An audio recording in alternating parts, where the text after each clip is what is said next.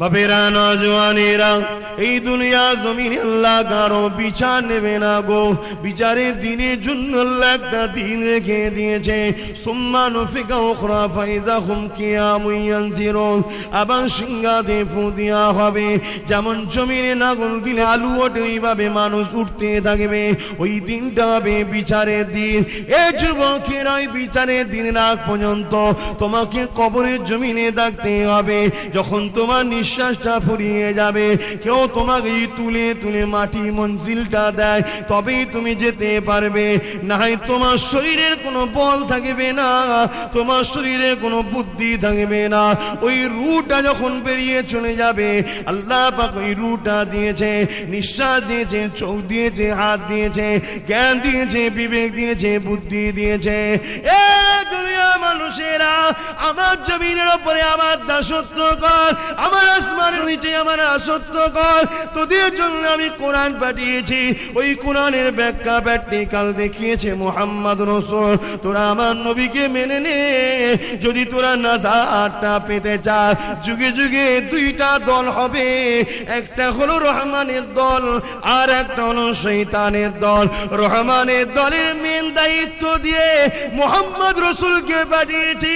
মুহাম্মদ রাসূলের পক্ষে হাজারো আলেম উলামা এসেছে, হাজারো আলেম উলামা চলে যাবে, হাজারো আলেম উলামা আসবে। মনে রেখে দিবি, যার বক্তব্য একটা কথা পাবি, নবী নবী নবী নবী নবী নবী নবী। মনে রেখে দিবি, এ তোর রহমানের দলের গোলাম।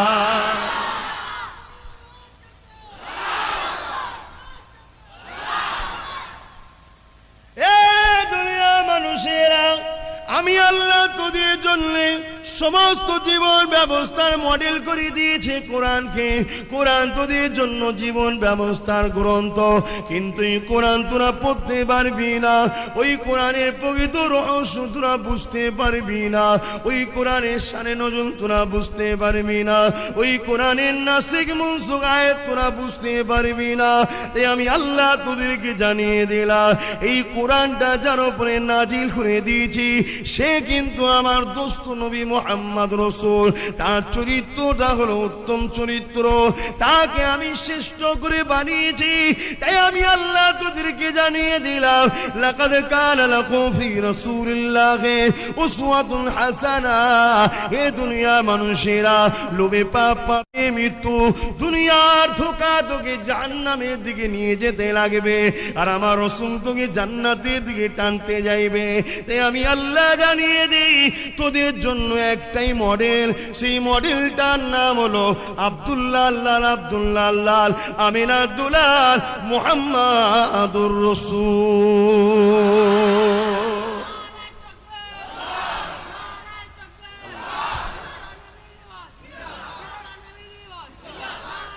আল্লাহু আকবার। এই কবরে জমিনে রাসূলকে হাজির করানো হবে। যে রাসূল চিনতে পেরে যাবে, আমার আল্লাহ বলবে, ফেরেশতা ওকে আর প্রশ্ন করার দরকার নেই, ও সব পেয়ে গেছে। কিন্তু রাসূলকে যখন চিনেছে, তাহলে ও রাসূলকে ভালোবেসেছে, ঈমান এনেছে, রাসূলের কথা মতো চলেছে। আর রাসূলের কথা মতো যে চলে, সে তো ইসলামকেও চেনে, আমাকেও জানে। অতএব ওকে নাজাত দাও। রাসূলের কথা মতো চলা দরকার আছে না নাই? রাসূলের কথা কোন জায়গায় শুনবেন? নামাজে, শুধু রোজাতে, শুধু হজেতে, শুধু দান খায়রাতে, শুধু পীর মুর্শিদের মানাতে না। তোমার লাইফের প্রতিটা মুহূর্তে, প্রতিটা সেকেন্ডে, প্রতিটা টাইমে শুধু তোমার একটাই লক্ষ্য থাকবে, আব্দুল্লাহ লাল, আমিনা দুলাল, মুহাম্মদ রাসূল যা বলেছে তাই। জোরে বলুন সুবহান। বাবারা শুনে রেখে দাও, আমার নবী বা জানিয়ে দিলে, বাবারা কবরের জমিনে যেতে হবে রে বাবা। কাফন কাফন তো সবার হয়ে যাবে, খাটিয়া ঘুরে নিয়ে চলে যাবে। দুনিয়ায় তোমার জানাজাতে হয়তো অনেক লোক হবে, কেননা তুমি পীর সাহেব ছিলে, কেননা তুমি পীরজাদা ছিলে, কেননা তুমি আলেম ছিলে, কেননা তুমি সমাজের লিডার ছিলে, কেননা তুমি ইমাম ছিলে, কেননা তুমি নেতা ছিলে। দুনিয়ার মানুষ তোমাকে বাহ্যিকটা দেখেছে, তোমার অন্তরে যদি নাফরমানি থাকে, তোমার কাজে কাম ভেতরে ভেতরেও যদি বুরাই থাকে, তুমি পিছন থেকে কাটি লাগিয়ে লাগিয়ে মানুষের ক্ষতি করছো, দুনিয়ার কেউ জানে না। এ যুবকেরা, তুমি নুকিয়ে নুকিয়ে সুদের ব্যবসা করছো, দুনিয়ার কেউ জানে না। তুমি নুকিয়ে নুকিয়ে মিথ্যা কথা বলে মানুষকে ধোঁকা দিচ্ছ, দুনিয়ার কেউ জানে না। আমার আল্লাহ পাক কিন্তু সব জানে। তোমার কাঁধে দুটো ফারিস্তা রেখে দিয়েছে, যখনই তুমি নেকি করবে নেকি লিখবে, যখনই তুমি পাপ করবে পাপ লিখবে। রাত 12টায় চোখের আড়ালে দুনিয়া ঘুমাচ্ছে, তুমি যদি তাহাজ্জুদের নামাজ পড়ো ওটাও কিন্তু লিখা হবে। রাত 12টায় যদি তুমি পাপ কাজ করো ওটাও কিন্তু লিখা হবে। কেননা আমার আল্লাহ কিয়ামতের দিনে সবার আমলনামার হাতে দিয়ে দেবে। এ বান্দারে দেখ, দুনিয়া জমিনে তুই যা করেছিলি এই আমলনামাতে লেখা রয়েছে। আব্বাস রে, দুনিয়া জমিনে তুই যা করেছিস লেখা আছে। আমি দেখতে লাগবো যদি কোনো একটা জিনিস আল্লাহ না করুক বিউজ্জতি যেন না হয়ে যায়, যদি আমার পছন্দ না হয়, যার জন্য আমি ধরা পড়ে যাব মনে হয়, তখন বলবো আল্লাহ এটা তো আমি করি নাই। এ যুবকেরা, আমার আল্লাহ বাণীর সময় বান্দার জবানকে বন্ধ করে দেবে, শরীরের অঙ্গ প্রত্যঙ্গ থেকে আওয়াজ আসতে লাগবে, ও রব্বি আল্লাহ, এই হাতে করে চুরি করেছিল, এই পায়ে করে হেঁটে হেঁটে গিয়েছিল, আল্লাহ পাক এই চোখ দিয়ে খারাপ জিনিস দেখেছিল, আল্লাহ এই হাতে জুলুম করেছিল, এই হাতে গরিবের ঘর ভেঙেছিল, এই হাতে গরিবদের নামে মিথ্যা কেস দিয়েছিল, এই হাতে ইসলামের দুশমনদেরকে সাপোর্ট করেছিল, এই হাতে মসজিদের দুশমনকে সাপোর্ট করেছিল। এইভাবে কিয়ামতের দিনে তোমার শরীর অঙ্গ প্রত্যঙ্গ আল্লাহ পাকের কাছে সাক্ষী দিতে লাগবে।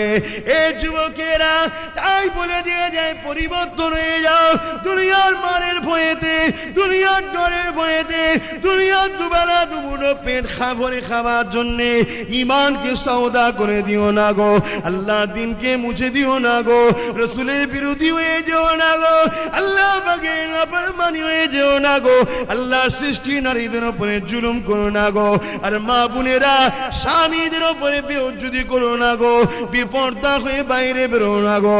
কেননা আল্লাহ পাকের জান্নাতে লেখা আছে আদ-দাইয়ুস লা ইয়াদখুলুল জান্নাহ, দাইয়ুস কোনদিন জান্নাতে যেতে পারবে না। সাহাবারা জিজ্ঞাসা করেছিলেন, ইয়া রাসূলুল্লাহ, হাবিবাল্লাহ, দাইয়ুস কারা? আল্লাহ নবী জানিয়ে দিলে, যারা বেপরদা হয়ে বাইরে ঘোরাফেরা করে, আল্লাহ পাকের নাফরমানি করে বেড়ায়, তারা হলো দাইয়ুস। ওই দাইয়ুস কোনদিন জান্নাতে যাবে না। এই যুবকেরা, দুনিয়ার শয়তান চাইবে তোমাকে দাইয়ুস বানাবার জন্য, সামান্য কিছু অর্থ দিয়ে তোমাকে বাইরে বার করবে, সামান্য কিছু লোক দিয়ে বাইরে বার করবে, কিন্তু এই কবরের জমিনে তোমার যখন লাশ যাবে, আল্লাহ নবী জানিয়ে দিলে 99টা করে সাপ দেবে, এক একটা সাপের দুটো করে মুখ হবে। ওই সাপ যদি দুনিয়ায় কোনো জায়গায় নিঃশ্বাস ফেলে, ওখানে আর কোনোদিন গাছ গজাবে না।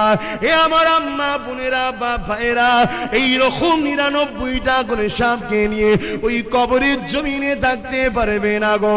তাদের 30, 40, 50 বছর একটু দুনিয়ায় কষ্ট করে নাও, কবরের জমিনে মুস্তাফা জানের রহমত আসবে। এ ফারিস্তারে, আমি মুহাম্মদ সাক্ষী দিচ্ছি, আব্বাস যেখানে যেত আমি মুহাম্মাদের কথা বলতো, ও আমার গোলাম, আমার গোলাম। এই ছেলেগুলো যেখানে যেত নবী নবী নবী করে চিৎকার দিত।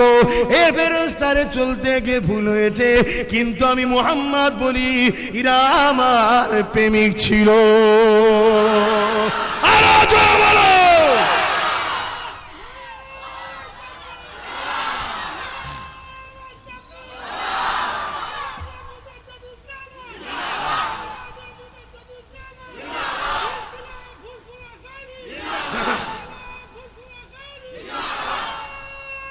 আল্লাহু আকবার। দুদিনের দুনিয়া, লোভে পড়ো না। তুমি একা জন নই, হযরত আলীও যুবক ছিল, 18 বছর বয়সে রাসূলের হয়ে হকের হয়ে নিজের জানকে কুরবান করার জন্য আগিয়ে গিয়েছিল। 18 বছর। হযরতে ফারুক আজম যুবক ছিল, হযরতে তালহা, এভাবে লক্ষ লক্ষ যুবক মুস্তাফা জানে রহমতের কদমে নিজের জানকে দান করে দিয়েছে শুধুমাত্র মালিক আল্লাহকে খুশি করার জন্য। তাদের মধ্যে হাজারো লাখো নিজের ধর থেকে কল্লা আলাদা হয়ে গেছে হককে বাঁচাতে গিয়ে জালিমদের অত্যাচারের শিকার হয়ে, তথাপিও তারা রাসূল ছাড়েনি, হক ছাড়েনি, সত্য ছাড়েনি, মিথ্যার আশ্রয় নেয়নি। তারা অন্যায়ের কাছে গিয়ে কোনোদিন আপোষ করেনি, বসে নে। তারা এত মার মেরেছে, পিঠের এই চামড়া গুটিয়ে গুটিয়ে কাঁধের কাছে জড়ো হয়ে গেছে, পুরো শরীরে লোহার রড গরম করে ছাকা দিয়েছে, কালো কালসির হয়ে গেছে, পুরো শরীর রক্তাক্ত হয়ে গেছে। লোহার বেড়ি পায়ে, লোহার বেড়ি হাতে, লোহার বেড়ি গলাতে, এই অবস্থাতে বেঁধে বেঁধে সমাজের বিচখারে নিয়ে এসে গরম রডকে দিয়ে চোখে ছাকা দিয়ে কানা করে দিয়েছে, জবানে ছাকা দিয়ে জিভ পুড়িয়ে দিয়েছে। তথাপিও ইশারাই বলেছে মুহাম্মদ ছাড়া কাউকে মানি না, কাউকে চিনি না, কাউকে মানতে রাজিও নয়। জোরে বলুন সুবহানাল্লাহ। হে যুবকরা, সামান্য দুনিয়ার লোভে পড়ে আজ ঈমান হারা হয়ে যেও না। কার ঘরে অভাব আছে? গোশ মাছ রোজ না হলেও খাওয়া তো হয়। কার ঘরে অভাব আছে?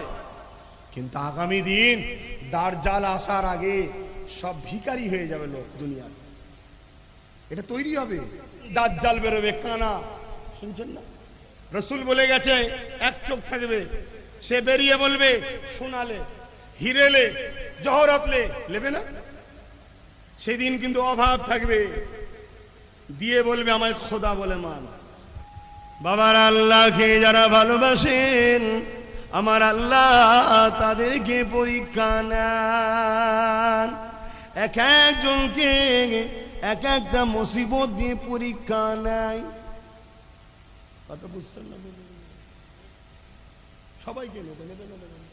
তাদেরকে নেবে যারা আল্লাহকে ভালোবাসে, যারা ভালোবাসে তাদেরকে ছাড় দিয়েছে, করেলে ছেড়ে দেয় নাকি, ছাড় দিয়েছে। ঠিক সময় হবে ফেরাউনের মতো লড়াই গুটিয়ে যাও। কথা বুঝছে? এ যুবকেরা, আল্লাহ সৃষ্টির মধ্যে আল্লাহ পাকের কাছে সব থেকে দামি, সব থেকে প্রিয় কে? চল যাবো নেবে,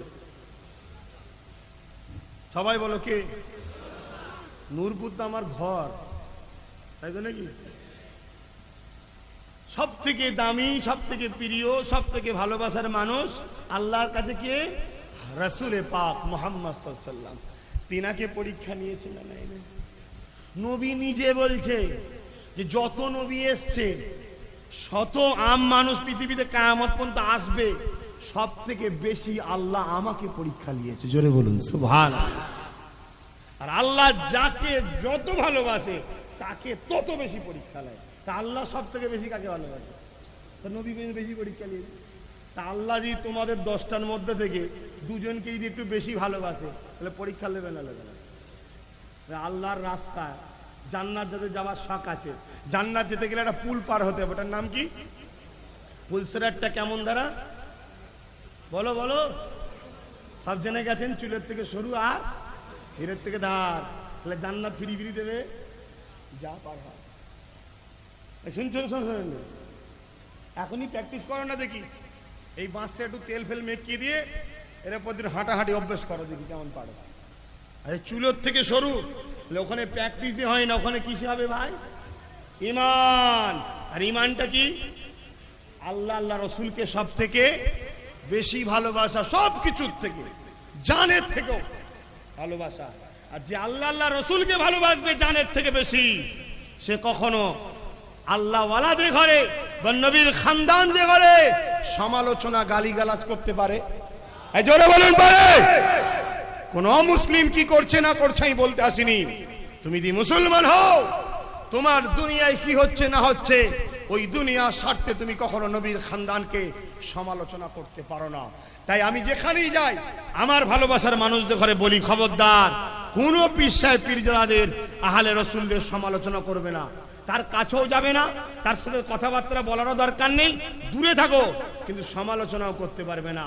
কেন? তারা নবীর খানদানের সন্তান। ঠিক না? ঠিক ভুল করছে, জবাব আল্লাহর কাছে দেবে। বাবেরা, নওজওয়ানেরা, এ নবী বাগে প্রেমিকেরা, আমার রাসূলুল্লাহ জানিয়ে দিলেন কবরের জমিনটা কেমন হবে। ৯৯টা করে সাপ দেবে, জাহান্নামের একটা গর্ত বানিয়ে দেবে, যেখানে আগুন জ্বলতে লাগবে। ওই সাপগুলো দুনিয়ার সাপ নয়, জাহান্নামের সাপ। যে সাপের একটা দংশনে মানুষ ছটফট করে কাঁদতে থাকবে, কিন্তু সেখানে মৃত্যু হবে না, আবার কামড়াতে থাকবে। এইভাবে ৯৯টা সাপ তার উপরে দংশন করবে। আল্লাহ যেন আমাদের ঘরে এই রকম কবর দিয়ে হিফাজত করে, বলুন আমিন। এ যুবকেরা, আল্লাহ জাত পাকের কসম করে বলেছে, যাকে আমি দুনিয়ায় শান্তি দেব আখিরাতে দেবো না, আর যাকে আখিরাতে শান্তি দেবো দুনিয়ায় দেবো না। টাকা থাকলে শান্তি হয় না গো, গাড়ি চেপে বেড়ালে শান্তি হয় না গো। শান্তি এখানে থাকে, আমার ভাইকে মারবে, আমার ভাইকে কেস দেবে, আমার বোনকে রেপ করবে, আমার মসজিদ ভাঙবে, আমার মাদ্রাসা ভাঙবে। আমি প্রেম যদি করি, আমার অন্তর কখনো শান্তি পেতে পারে না। আব্বাস সিদ্দিকীকে বাইরে থেকে তোমাদের মনে হয় বড় চকচকে হয়ে বেরিয়ে আছে, না না, এক একজন এক এক দিক দিয়ে পরীক্ষা। আল্লাহ নাই, কাউকে আল্লাহ ধনী করে পরীক্ষা নাই। সে অর্থগুলো আল্লাহর রাস্তায় ব্যয় করে, অর্থ নিয়ে অহংকার করে নাকি দেখবে, অর্থ নিয়ে মানুষকে মিথ্যা কেস দিবার জন্য পুলিশকে ঘুষ দিয়ে জুলুম করে নাকি দেখবে। না না, দিক দিয়ে আল্লাহ অর্থ দিয়ে পরীক্ষা লায়, আবার কাউকে গরিব করে পরীক্ষা লায়।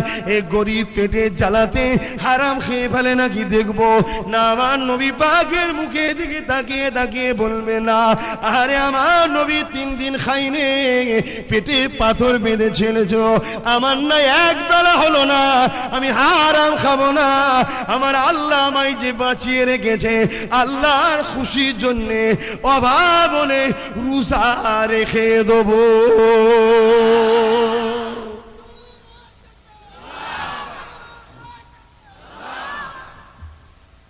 এসব পরীক্ষা আল্লাহ।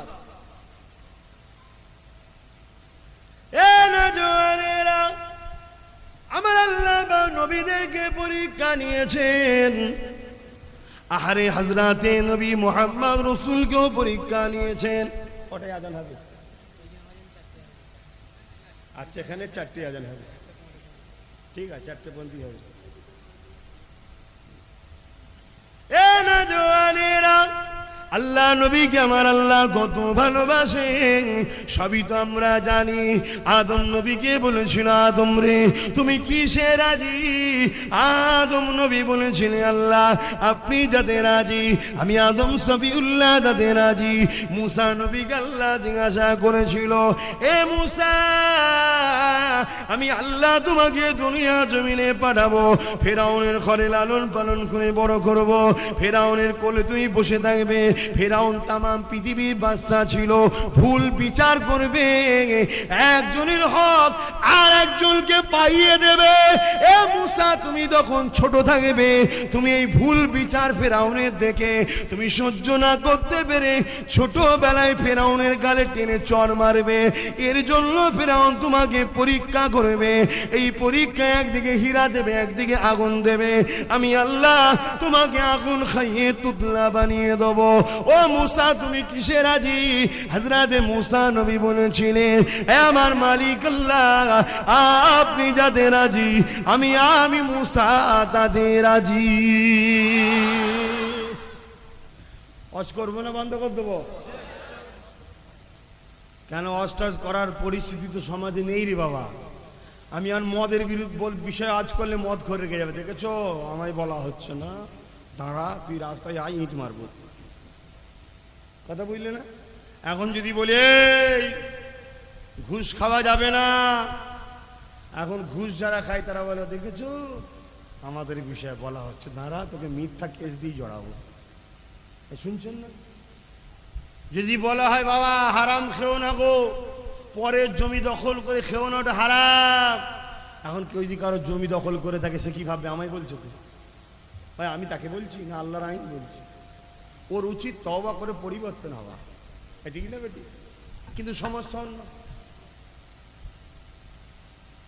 কি ওয়াজ করবো, কি গো কি ওয়াজ করবো বলো? মা বাপের ওয়াজ করবো? সমাজে অনেক ছেলে যে মা বাবাকে ভাত দেয় না, তারা বলবে দেখেছিস খেয়ে দেখায়নি, আমাকেই বলতে এলো। এত লোক রয়েছে সমাজে, এত কিছু হচ্ছে আর হচ্ছে, কিছু দেখতে আমারটাই শুধু হয়ে গেল, তাহলে ওয়াজ করবো কি?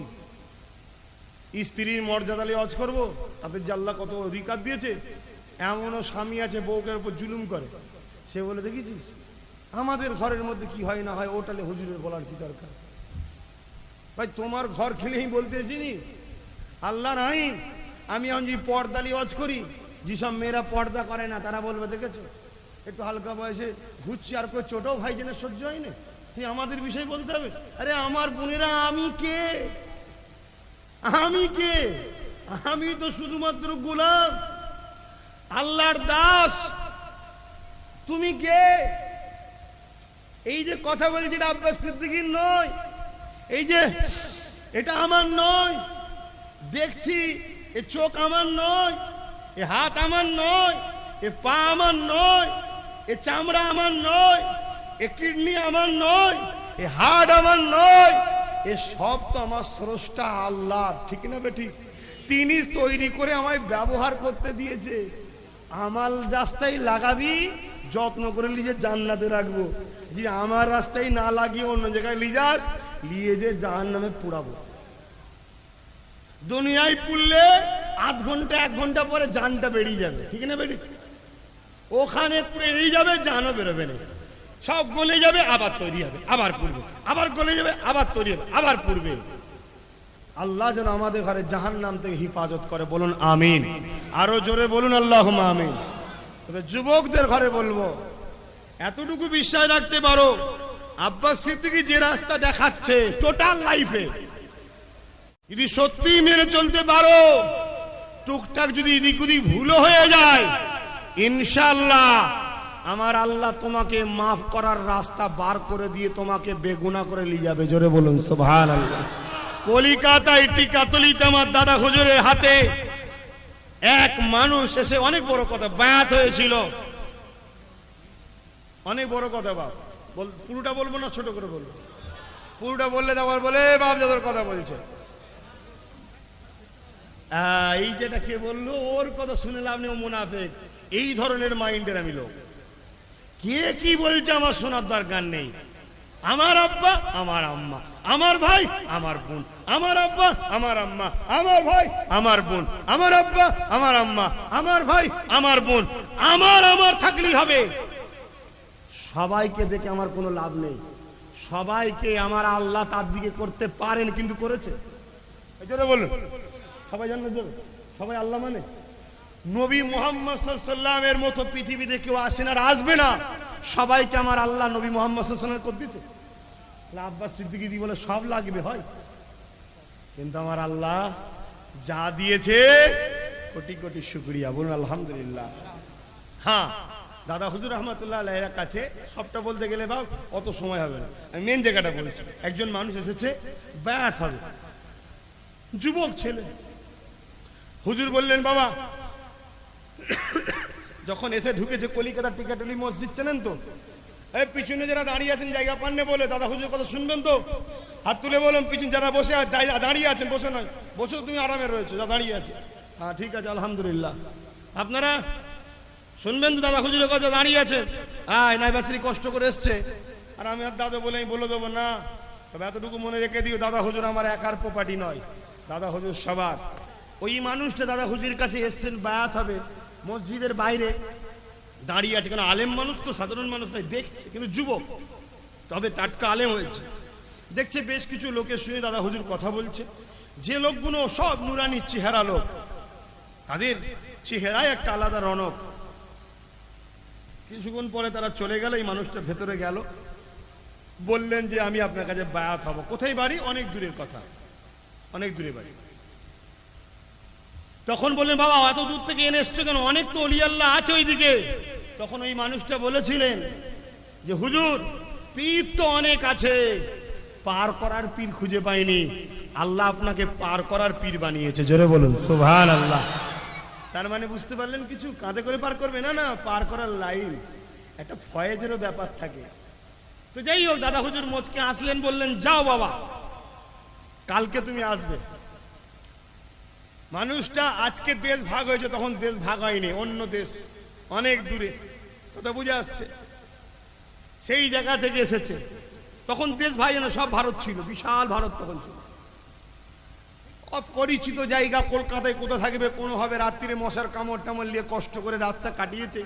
ফজরের নামাজ ওই টিকাটুলি মসজিদে হুজুরের পিছনে পড়লো, পড়ার পরে বললেন, কি গো বাবা, অমুক এসেছো? যে হুজুর এসছি, আগিয়ে আসো বাবা, হাতটা ধরো বাবা।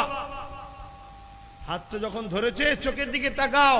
যখনই তাকিয়েছে, ওই আলেম বান্দাটা বলছে, আমার পুরো শরীর কম্পন হচ্ছে, কাঁপছে, হাত ছাড়াতেও পাচ্ছি না। হুজুর ব্যাত করে দিলেন, বললেন এগুলো পড়ো, আমি বলছি, কিন্তু শরীর পুরো কাঁপছে।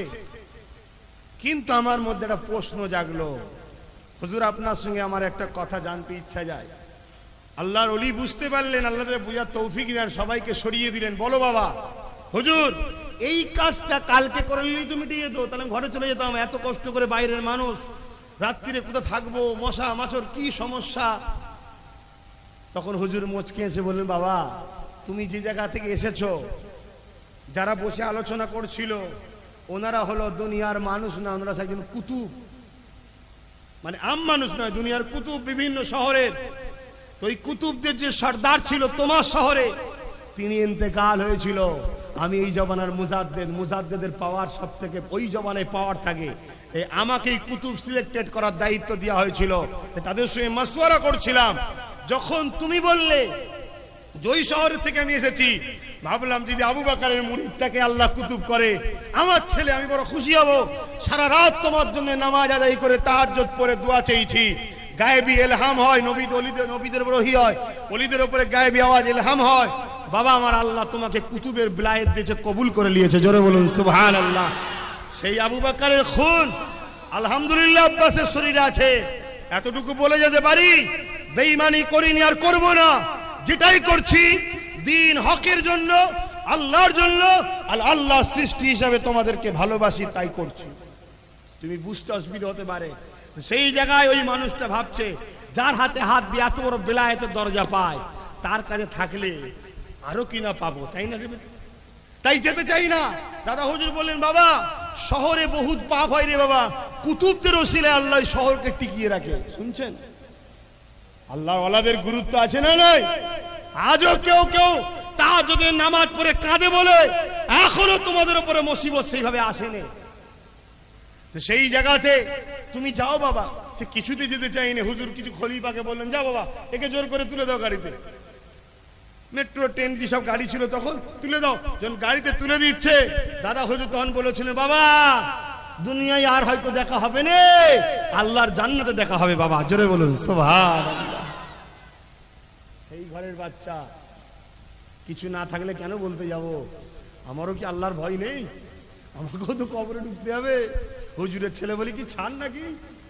আল্লাহ কারো বংশ ছেলে দেখবে না, আগে দেখা কি করেছিস। তা নিশ্চয়ই কিছু আল্লাহ কারে বুঝি, তাই বলছি। যদি থাকতে পারো মজবুত হয়ে, ইনশাআল্লাহ দেখা হবে আল্লাহর জান্নাতে। বলো ইনশাআল্লাহ।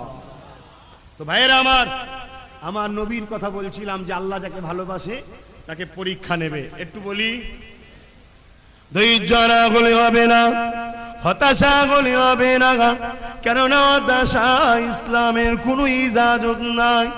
আল্লাহ বা ভালো জানে কাকে কিভাবে পরীক্ষা করবে, কার হাতে কি দায়িত্ব দেবে, কোন সময় কার থেকে দায়িত্ব কেড়ে নেবে, সব কিছুই আল্লাহ পাক ভালো জানেন। এ যুবকেরা, তরুণেরা, আমার নবী পাক যখন মক্কা জমিনে আসলেন, আল্লাহ দ্বীনের কথা বলতে লাগলেন। কাবার পাশে দাঁড়িয়ে গিয়ে বলতে লাগলেন, লা ইলাহা ইল্লাল্লাহ আনা মুহাম্মদ রাসূলুল্লাহ। নবী আমার বললেন, বাবারা নারীদের উপরে অত্যাচার করো না বাবারা, শিশুদের হককে দাও, শিশুদের উপরে জুলুম করো না। নবী আমার বললেন বাবারা ইনসাফ কায়েম করো বাবা, মানুষের হককে মেরে নিও না বাবা, আমানত খেয়ানত করো না বাবা।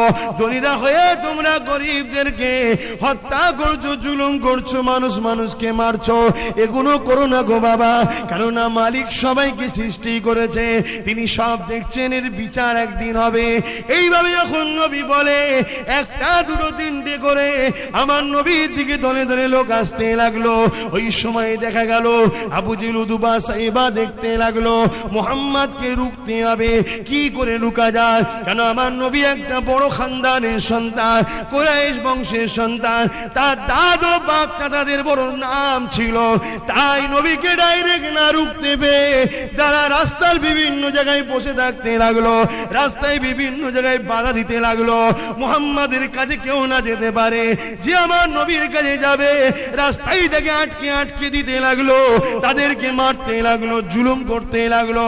আর যারা একজন দুজন মোহাব্বত করে ফেলেছে তাদেরকে এত জুলুম করেছিল, বুকে ভারী পাথর চাপিয়ে দিয়ে গরম বালির উপরে শুইয়ে দিয়েছিল।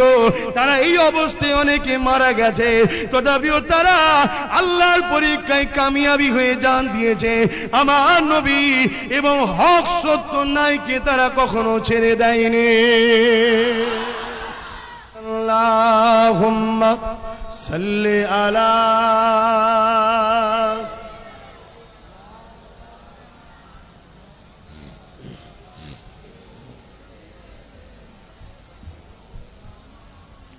আমার আব্বারা ভাইরা ভালো করে বুঝার চেষ্টা করুন। আল্লাহ কারে বিবেক বুদ্ধি তো আল্লাহ দিয়েছে, দুনিয়া চিরস্থায়ী নয়, একদিন না একদিন যেতে হবে।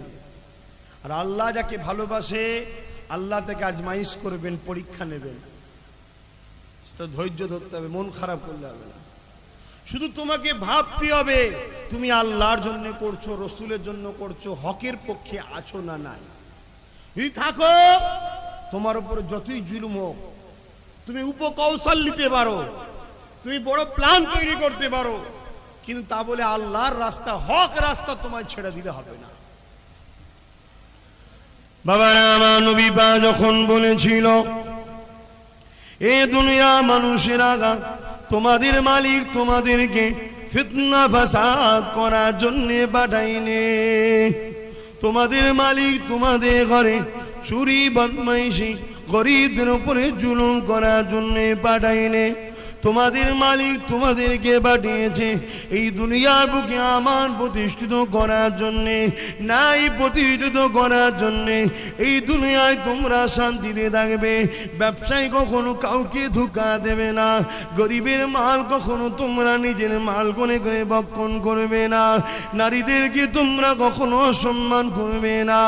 এইভাবে যখন নবী বলতে লাগলো, আরে আমার নবীর পক্ষে একটা দুটো করে মানুষ আসতে লাগলো।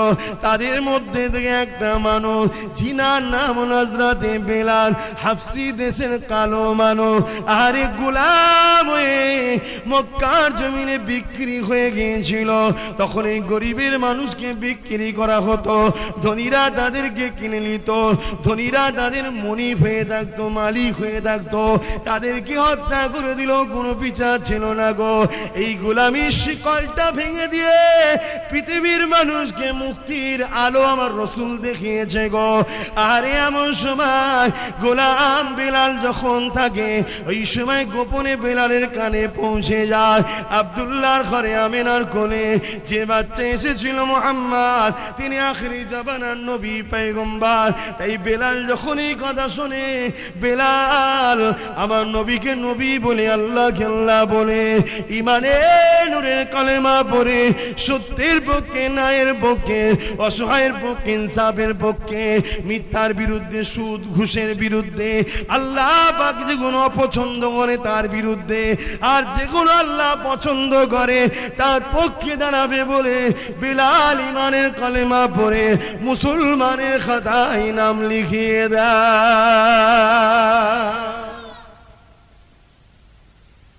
গোলামের ঘরে মালিকের মনিবের ঘরে থাকে, চুপচাপ থাকে, ভেতরে ভেতরে কাজ করে, কেউ জানতে পারে না। কিন্তু আল্লাহ বলেছে আমি পরীক্ষা নেব। শুনছেন না? তুমি যতই গোপন হতে চাও, আল্লাহ তোমায় পরীক্ষা নেবে। আল্লাহ যদি বলে বান্দা জান দে, জান্নাত দেবো, দেবে না? তো ওটা যখন পারো, একটু পরীক্ষা নিলে মন খারাপ হচ্ছে কেন? ধৈর্য ধরতে হবে। খবরদার, অভাবী সংসার, কাজ কাম খারাপ, তা বলে হারাম ইনকামে চলে যাবে না। তুমি ধৈর্য ধরো, হয়তো আল্লাহ পরীক্ষা করছে, আর দুদিন পরে হয়তো তোমার ব্যবসা সব খুলে যাবে। হঠাৎ করে তুমি হারামে ঢুকে গেলে আল্লাহ নারাজ হয়ে যাবে। শুনছিস তো নাকি রে ভাই? বাবারা, নওজওয়ানেরা, আমার আল্লাহর কুদরত কে বোঝে? দুনিয়ার মানুষকে দেখিয়ে দেবে আমার প্রেমিকরা কেমন হয়। আর দুনিয়ার জমিনে মক্কা থেকে হাজার হাজার মাইল দূরে 1450-1500 বছর পরে ফুরফুরার কুরাইশ খানদান, নবীর খানদানের ছেলে আওলাদে মুজাদ্দেদ নূরপুর গ্রামে গিয়ে বেলাল তোর আলোচনা করবে, কেননা তুই আমার প্রেমিক ছিলিস, সেই ব্যবস্থা আমি করে দেবো। এটা আল্লাহ পাকের কুদরতকে বোঝে বলে। এ যুবকেরা, তরুণেরা, বাবেরা, বেলাল অন্তরে অন্তরে ঈমান এনেছে, গোপনে গোপনে কাজ করে, কেউ জানে না। বেলালের মনিফের কাছে আল্লাহ একদিন প্রকাশ করিয়ে দিলে বেলালের মুমিন মনিফ গোপনে দেখতে লাগলো বেলাল ঘরের মধ্যে সিজদায় পড়ে যে কাকে যেন ডাকে। বেলাল মাথাটা নত করে দিয়ে বলে, আল্লাহ তুমি আমার উপরে খুশি হয়ে যাও, তোমার প্রকৃত দাসত্ব করার তৌফিক দাও গো আমার আল্লাহ। ও আমার আল্লাহ, আমাকে মুক্তি দেওয়া আজাদ দাও। এইভাবে কাঁদতে লেগেছে। এমন করে মনিব দেখে নিল, চুপ হয়ে গেল। পরের দিন বাজারে লোক জড়ো হয়েছে, সব বড় বড় লিডাররা এসেছে, আবু জেহেল আছে, উতবা আছে, এইভাবে সব বড় বড় লিডাররা রয়েছে। তার সামনে বেলালের পায়ে দড়ি বেঁধে, হাতে গলায় দড়ি বেঁধে বেলালকে নিয়ে এসে হাজির করা হয়ে গেছে। এ বেলাল, বলো তো দেখি, শুনলাম নাকি তুমি আমাদের লাত উজ্জাকে না মেনে তুমি আমাদের যে সাম্রাজ্য রয়েছে, দল রয়েছে, এই দল ছেড়ে দিয়ে মুহাম্মাদের দলে নাকি নাম লিখিয়ে দিয়েছ।